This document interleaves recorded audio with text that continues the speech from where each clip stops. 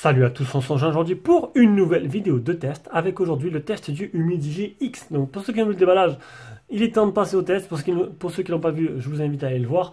Un téléphone, vous allez voir, qui a des qualités et qui a toujours les mêmes soucis un peu qu'a Humidigi. Ça s'améliore, on a des progrès, on a quelque chose quand même vraiment plutôt intéressant, on a un très beau téléphone. Et voilà, on va voir un peu tout ça lors de ce test. Téléphone qui m'est envoyé directement par Humidigi. Je vous mets un lien d'achat de Amazon directement de leur lien à eux, de leur boutique, avec un lien vers leur téléphone tout simplement en dessous dans la description de cette vidéo. Donc on commence directement par le design. Alors niveau, c'est un téléphone à encoche tout simplement, design à encoche avec des bordures qui ne sont pas super épaisses, avec un menton qui n'est aussi pas super gros, donc plutôt bien foutu, plutôt bien fini. Vous avez vu, dans le déballage, on a des reflets. Alors là, on va essayer de ne pas trop éblouir la caméra. Franchement, le téléphone, il est magnifique. Honnêtement, il n'y a rien à dire. Il est très beau, très bien fini. Là-dessus, niveau matériel, ils ont toujours fait quelque chose de plutôt très intéressant. Si tu aimes nos vidéos, tu peux mettre un petit pouce bleu, tu peux t'abonner et activer la cloche pour rien rater des futures vidéos. Et si tu veux nous soutenir un peu plus, tu peux aller sur une page Tipeee. Donc Tipeee, c'est une plateforme de financement participatif pour soutenir les gens comme nous qui font des vidéos. Tu nous fais un petit don, c'est pas grand chose, mais petit à petit, ça nous permet à la fin du mois de pouvoir investir dans des produits. Et en même temps, tipeur, en plus de ça, tu as des avantages que d'autres n'ont pas. Tu pourras acheter en priorité, d'avoir la priorité sur les téléphones et les accessoires de tout ce que l'on teste, à prix préférentiel bien sûr, ainsi que d'autres petits avantages, et ça c'est plutôt pas mal. Donc au niveau des dimensions, on est sur du 75,6 sur 158,6 de hauteur sur 8,1 mm d'épaisseur, pour un poids de 195 grammes. Ça a l'air lourd comme ça, mais dans la main, je sais pas, j'avais l'impression que le Mi 9T qui fait le même poids, il avait l'air un peu plus lourd. Je l'ai pas trouvé super lourd. Bon.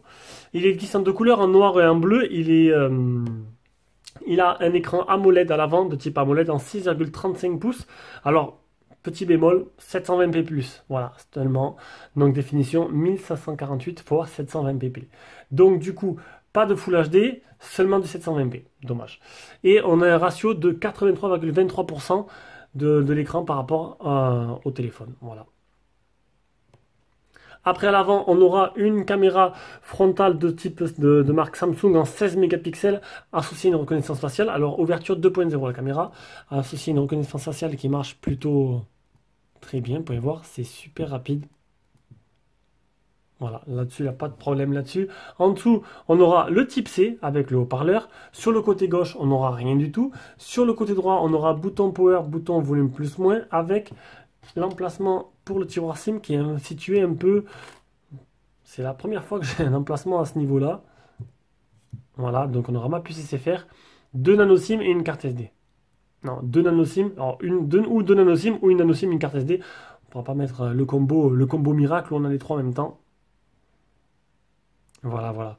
Au-dessus, on aura le port jack qui est bien là. Donc Monsieur Jack est bien présent.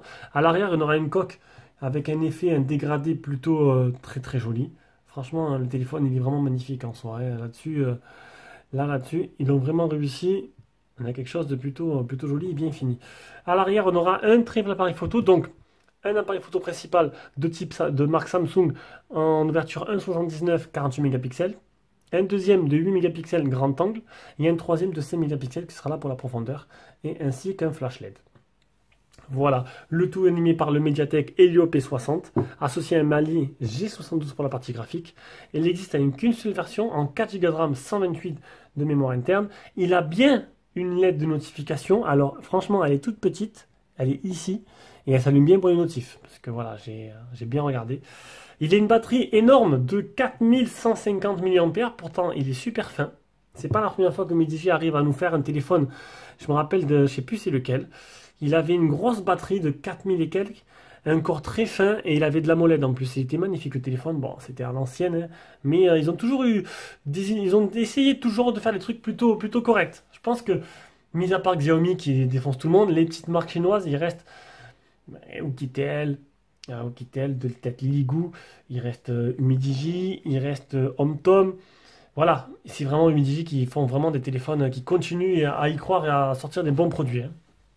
Donc, 4150 mAh la batterie avec la charge rapide, la Pump Express de chez Mediatek, Bluetooth seulement 4.2, pas de 5.0, Android 9.0, Android stock, vous le verrez après, et il est full 4G, comme tous les Humidigi, full 4G avec de catégorie 7, donc il y a bien la bande des 700 pour les abonnés free. On passe à l'écran, donc l'écran, vous l'avez vu, un écran AMOLED, très joli. Bon, par contre, les couleurs, je les trouve un peu flashy. Voilà, je peux un peu chipoter. Les couleurs sont un peu flashy. Bon, ça, voilà. Et en plus de ça, il n'y a pas il y a pas moyen, il y a pas d'option pour régler les couleurs de l'écran. Donc, ce sera un peu flashy, mais bon, en particulier de la molette, c'est ça. C'est des noirs profonds. Ici, les suivants, ce que vous avez, hop, là, il y aura des rouges qui seront vraiment un peu flash. Mais bon, après, donc, l'écran en lui-même, il est super agréable à utiliser. Honnêtement, ainsi que la finition et l'écran, il n'y a rien à dire. C'est très agréable. Rien à dire, je ne sais plus quoi dire de plus. Voilà, il est très bien. Là-dessus, il n'y a pas de problème. Allez, on passe maintenant à la partie logicielle. On va d'abord voir les capteurs du téléphone. Alors, l'accéléromètre, le gyroscope, le champ magnétique, la boussole, le capteur de lumière, le capteur de proximité et le capteur d'empreinte. Alors, je voudrais dire un petit bémol pour le capteur de proximité. J'ai eu tendance, ça m'est arrivé, allez, 3-4 fois. Alors, dans une journée, ça fait peut-être beaucoup. Alors, ou sinon, je suis très fatigué en ce moment. J'avais tendance à se mettre à fond. Alors, l'écran, j'ai oublié d'en préciser juste avant, niveau couleur, donc c'est un peu flashy. Et niveau luminosité, c'est pas extraordinaire, hein. Là, je suis à fond. Voilà, je suis à fond. Souvent, on me demande, voilà, est-ce que la luminosité maximale est bonne et tout. Là, ça va pas casser les briques, c'est suffisant à l'utilisation. J'ai même eu tendance moi-même à le baisser. Voilà, le matin, tu te lèves pas, mais c'était trop clair. J'ai eu tendance à baisser moi pour assombrir un peu l'écran pour ne pas avoir mal aux yeux. Niveau logiciel, donc, on est sur du Android stock. Voilà, qui fait que bon, il n'y a pas de surcouche, il n'y a rien qui entrave franchement notre expérience utilisateur. Et c'est super fluide en fait. Franchement, là-dessus, c'est super fluide. C'est un régal. C'est un régal à utiliser. J'ai pas senti de ralentissement. C'était presque instantané. Les effets de transition sont très rapides. Voilà, pour l'instant, c'est un sans faute. Honnêtement, la finition. Bon, l'écran 720p. Le capteur de proximité qui, des fois, a tendance à... J'ai un peu baissé la luminosité pour pas m'éblouir les yeux. Et il n'est pas parfait ce téléphone, mais c'est vrai que pour l'instant, voilà, j'ai bien aimé l'utiliser. On va voir si la suite est toujours un sans faute. Voilà, comme je vous l'ai dit, très agréable à utiliser, très fluide, nickel, là-dessus il n'y a pas de souci. Niveau mise à jour, donc je l'ai démarré direct, hop, dès le début, une petite mise à jour. Caméra performance, optimisation du capteur d'empreinte, élimineur bug. D'ailleurs, le capteur d'empreinte, j'ai oublié de le faire, tout simplement, hop. Alors, le capteur d'empreinte, c'est pas les plus rapides. Voilà, il y a un petit temps.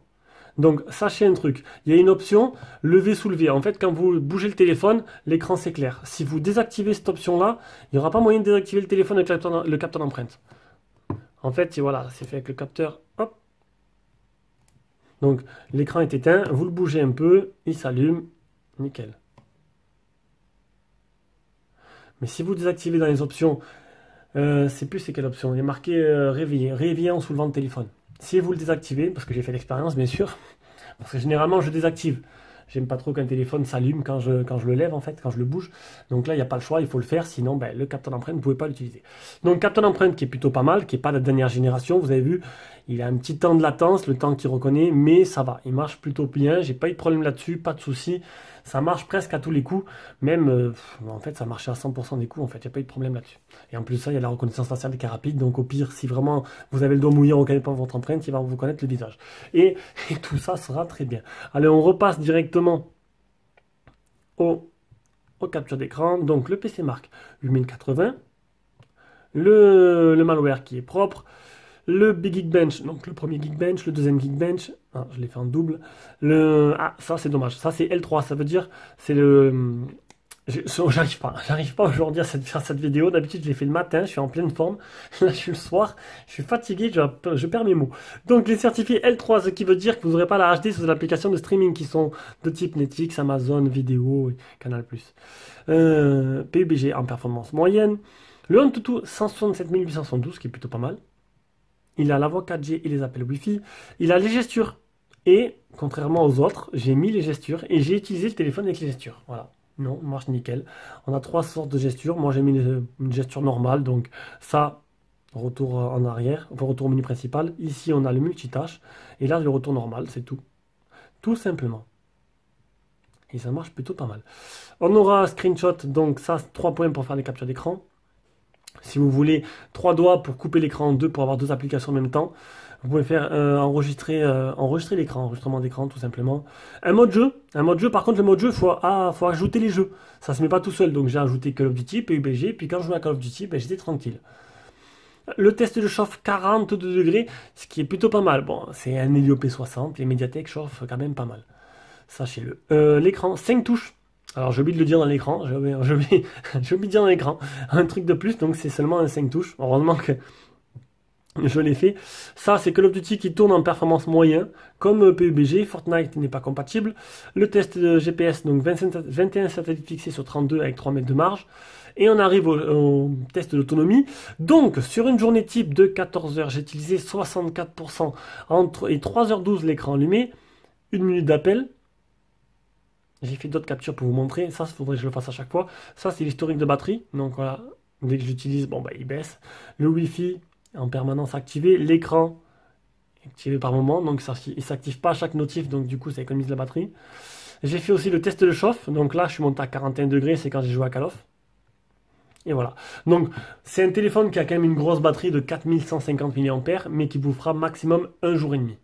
Mis à part si vous n'êtes pas autant comme moi, vous n'êtes pas joueur, enfin comme moi, si je joue un peu, si vous n'êtes pas trop joueur, que vous n'êtes pas autant sur l'écran que moi j'ai été durant mon test, vous allez peut-être tirer vers les 1 jour, 3 quarts, mais voilà, je pense pas qu'il va durer 2 jours. Allez, on passe à la partie photo. Donc la partie photo, c'est un peu la partie qui fait un peu défaut, voilà, au téléphone de chez Humidigi. C'est la partie qui n'est pas pour moi assez travaillée jusqu'à présent. Bon, c'est unanime, hein. Partie photo chez Humidigi, c'est moins bon que le reste. Donc, après, il y a beaucoup de commentaires. Voilà, chez Humidigi, vous pouvez mettre des applications tierces comme Open Camera qui va améliorer un peu la qualité photo. Mais bon, c'est pas le but. Le but, c'est que je teste avec l'application d'origine. Vous pouvez toujours essayer avec votre téléphone de mettre Open Camera ou d'autres applications comme LG Camera ou OnePlus Camera. Et voilà, d'après les retours, la qualité photo serait meilleure.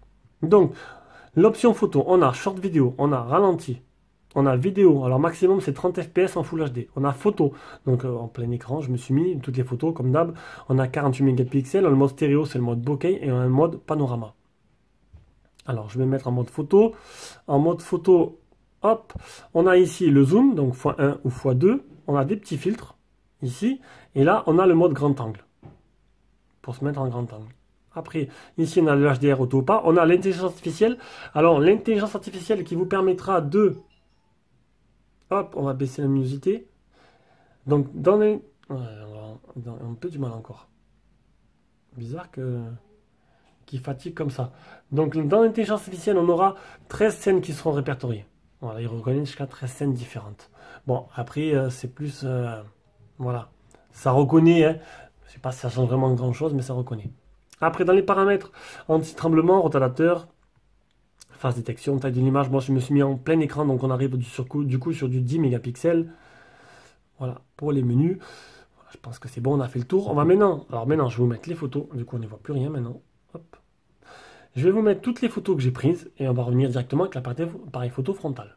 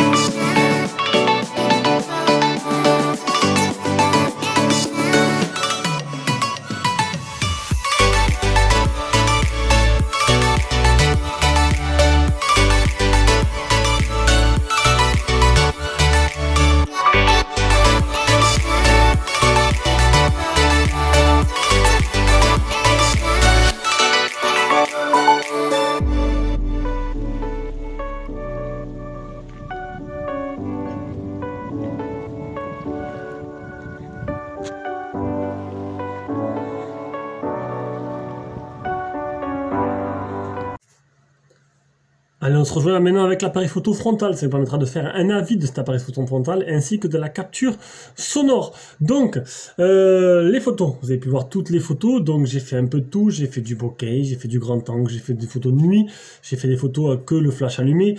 Voilà, vous avez pu voir. Donc, le flash marche plutôt bien. Dans le niveau salle de bain et la plante, vous avez vu, c'est bien éclairé, c'est bien blanc. Le flash déclenche au bon moment. Sinon, les photos. Donc, les photos carrées.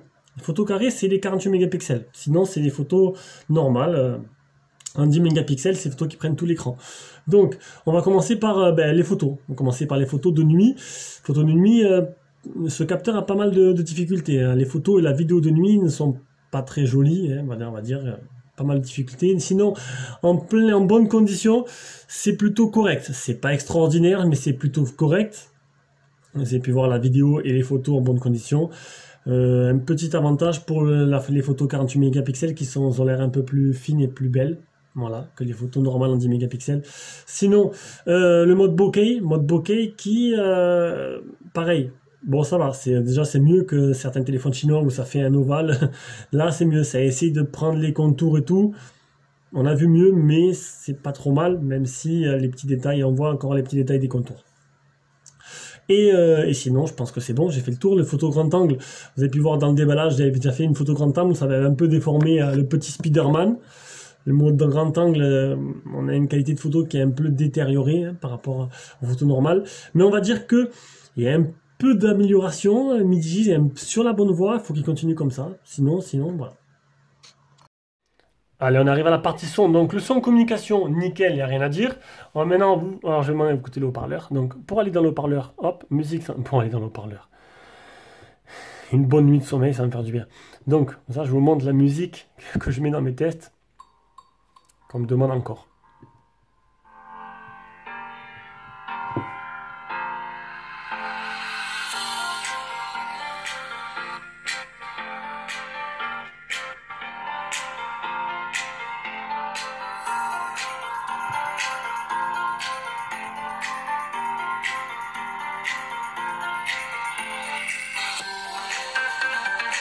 Non, le son est plutôt pas mal.